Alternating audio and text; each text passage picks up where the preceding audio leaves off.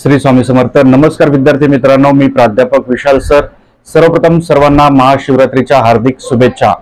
माझी शंकराचरणी, स्वामीचरणी, आई तुळजाभवानी चरणी हीच प्रार्थना आहे, आमच्या प्रत्येक विद्यार्थ्याला चांगले यश मिळावं या परीक्षेत।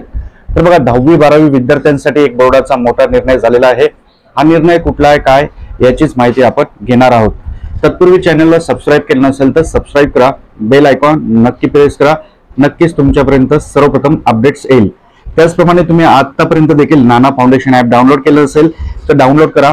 त्याचा फायदा काय तर तुम्हाला 10वीच्या सेमी इंग्रजी, मराठी मीडियम, इंग्लिश मीडियम या सर्वांचे IMP प्रश्न आणि बोर्डाच्या ज्या काही प्रश्नपत्रिका आहेत त्या सरावासाठी मिळतील किंवा दिलेल्या क्रमांकावर तुम्ही फोन करू शकता।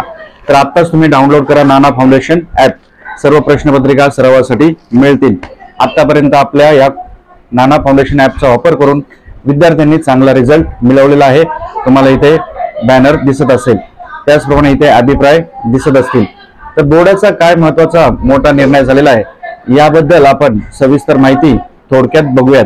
तर बघा, 10वीचा मराठीचा पेपर हा झालेला आहे। 21 फेब्रुवारीला हा पेपर झालेला आहे। या पेपरानंतर काही ठिकाणी महाराष्ट्रातील जसं जालना असेल, त्यानंतर आणखीन बऱ्याच ठिकाणी कॉपी प्रकरण हे झालेले आहेत।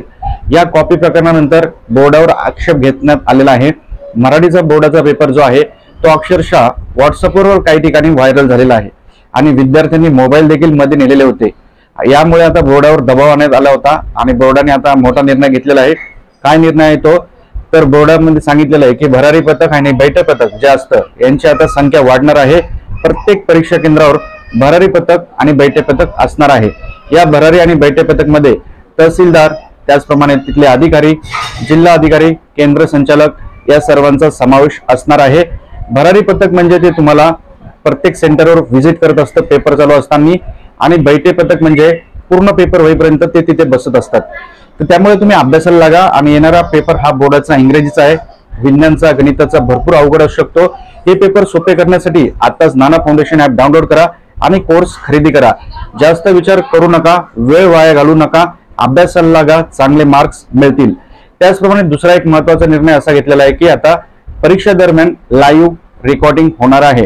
झूमद्वारे परीक्षा अधीक्षक जे असतील ते झूम मीटिंगद्वारे प्रत्येक जो पर्यवेक्षक असेल वर्गावर त्यांना मोबाईलमध्ये ॲप इन्स्टॉल केलं जाईल आणि त्या मोबाईलमध्ये लाईव्ह रेकॉर्डिंग चालू असणार आहे। त्यामुळे वर्गात कॉपी प्रकार होणार नाहीये आणि या सगळ्यांचं मॉनिटायझेशन जे आहे केंद्रबिंदू हे तिथले केंद्र संचालक जे असतील ते करणार आहेत।